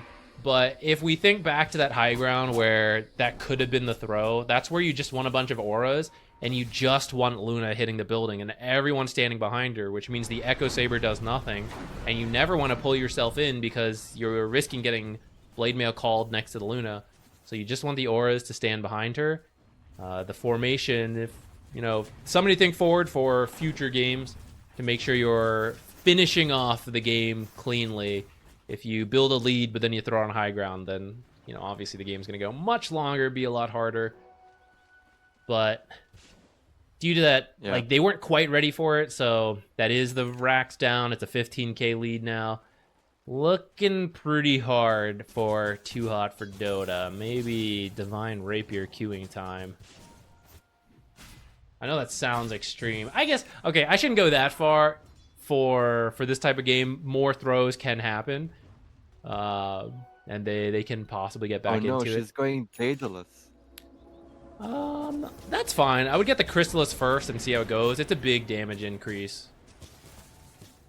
Isn't the Skadi like good against Luna, Invoker, basically like Willow too? It is good, but they have a damage issue, and I believe Crystallis... Okay, well, Daedalus will be more damage than Skadi. Crystallis at least has an easier build-up than the full Skadi. The value of Skadi versus Daedalus is debatable, depending on the healing and the kiting, all that stuff. But I think for the current state, she needs whatever fast damage she can get, which is the Crystallis. And if you can get the big blink axe call and then just start attacking in there, right, then you're not worried about the Skadi kiting and all that, because you're just hitting whoever is called or whoever has been tossed back. But that's what they need to look for on Too Hot for Dota. You need to get the avalanche toss back into like a call drag back. Or actually, swap that. Toss someone back. They're going to panic. They're all going to run in. And that's when you blink call the supports who are all moving in. And if you can have a little bit more AoE follow-up at that moment, you can probably get the support line killed off, like just to start the fight. Maybe more, depending how clumped they are. Yeah, the first high ground fight was almost so good for Too Hot for Dota, but the second one was a bit disorganized. Yeah, the Medusa went away and no mana, no TP, sorry. I think that the hardest thing in the lower ranks, like letting go, like we have like a term that's save your body syndrome. Like if you see someone dying, you kind of want to help them, but if they're dead, just fucking just let them die. Like if you try to help them, you'll also just die alone.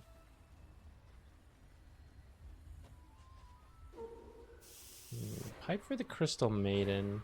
There's a decent amount of magic, but I think you probably just need to all-in commit to your Medusa. Give her, like, Solar Crest. I guess you have the Hoodwink, who has been building greedy, so she is doing some scaling damage. This is where Hoodwink wants to draw attention. This is what, like, the greedy playstyle, but still contributing. So you want to, like, make your way out to the enemy's half of the map and be cutting creep waves as Hoodwink and just try to lose them in the trees with Scurry, Force Staff. If you can draw attention away, then you're succeeding. And you're also farming in the meantime. Starting to make your way out. Is this spray also just like a blank square for you? Yeah, I'm not sure what it's supposed to be. So Invoker might find the Hoodwink. I still swear this is the correct thing to do. You just need to be careful when they start coming through. Well, and she should see the effects. I Yeah, don't she's think seeing she's it. noticed, though, because still shows in the creep wave. Force Staff gets her out. Right, this Oh. is still attention Oh. being drawn. If she can get This is away, good. this good, is still yeah. all right. Oh, they got the call on the Luna. Luna was going. the Avalanche purple. toss. Can they finish the Omni Knight? It's getting pretty low. Ult off just at the last second. Might be a full disengage. Hoodwink. Doesn't quite catch anyone with the bushwhack. So Ooh, that's the the kind of Fiat- stuff you no. want for Too Hot for Dota. Drag them away with heroes split pushing like the Hoodwink, and then quickly look for a fight if they're split up. The Fiat is actually good against the Medusa when she's ulting. Because she's ulting away from you if you fear her. Yeah, it's a nice tool to have. Maybe you can Manta dodge it. Oh, we'll see if that comes into play. Okay, AC done on the Underlord. That will be... Oh my god, the Tiny is so poor. Yeah, fortunately, all he needs to do is the Avalanche toss. But... yeah, I mean, the issue goes back to, like, the earlier game, and you can't really fix it at this point. So now it's kind of good that Hoodwink's rich and will compensate for damage while he just needs to do the utility. But this is where, like, Hoodwink, as, like, she gets scared, she keeps falling back. She actually needs to keep pushing the limits in a game like this. They both jump in. You kind of need to go one at a time. Medusa's not in range to do any damage during all of this. Luna now in the fight as well. Pretty good Crystal Maiden ult, but she will eventually get deleted by the Harpoon plus the Luna. Medusa now surrounded by the enemy team. Mana pool gone. She has a buyback available if she wants to defend. There's only one set left after this bottom lane goes. I mean, you can kind of... oh my god, look at this cleave. He's up to 316 bonus damage. Holy shit. I am zoomed out, and it is still bigger than the screen. It's more than a... They got an Invoker. Invoker is dead. Okay, maybe that's going to make Wogan's Wizards back up a little, but it looks like they do get the Tiny. I think Luna, objective gamer. Focus in, just get the glaives bouncing. Think you can still force this. Oh, the glaives. The glaives stop the blink, Max. Omni, focus, stay near the Luna. Keep her going. But the brambles are stopping everyone. This is insane. Tier 4, down, Ancient exposed. Tiny has no buyback. I'm not sure if they know that or not. Clips. The Luna might die. She's getting kind of low. They have the Fortify as well. Axe Okay, comes nice. in. Can they... No, the Luna is dying. The Medusa's down now. I don't think she has buyback. She just used it. Back. I think this is game. The catapults, they're focused. Yeah. No tower diving for the catapults. GG's. Yeah. It was a better game, I think, than the first one from Too Hot for Dota. Yeah, I agree. They had a really good like early game, I think. They had like the advantage on the Axe. The Medusa was doing okay, and Tiny was also okayish. But then in the mid game, it kind of fell apart. Just a few overextensions, I think. Yeah, I think this game was much closer. I think the draft was much better. Didn't have that same issues where you're fully dependent on winning all your lanes. They had more playmaking options, and they managed to get some, but it was kind of messy, a little bit on both sides, but in the end, a little more messy for Too Hot for Dota, which is why eventually Wogan's Wizards were able to start pulling a lead. And I like, as soon as they had the BKB, they felt like they hit some timings. They went for Roche, they got it, start pushing objectives. Slipped up a little bit. That could have almost cost them, and that's something to make sure for future games you're a bit more careful on. The whole point of the Aegis, like let that hero be the first target, and if you're all together against AoE spells, then that's not gonna happen. You're all gonna die together. So let your carry or whoever be the one hitting it. Be up front. Bait out that Aegis, all the spells into the Aegis, just respawn, take the fight after that. Maybe you don't even lose the Aegis because you have the Omni Knight, right? But if you're all together, then you're going to get the blink calls, the avalanche combos, all that. Yeah, because in this game, Demon had an Omni, so even if the Luna got with the Aegis, if she got like caught, they could just put everything that Omni has on her. They can tornado. They can. There's so much counter initiate that it's really hard to even burst down the Luna the first time. All right. Well, that was best of three. So Wogan's Wizards Yep. do it. They make it to upper bracket, right? Yes, Does I that can. mean the other team is out, or is there like a lower No, no, bracket for you guys? they're lower bracket. I can Okay. send you the link. Just give me a second. Should be this. But yeah, I think maybe we have like one or two seeding games remaining, and then we are in the playoffs, Exciting which times. is also the upper bracket is all best of threes. Lower bracket is best of ones until I guess semifinal. Yeah, until semifinal. Pressure's So on in the best of you ones. really yeah, you really don't want to be in the lower bracket.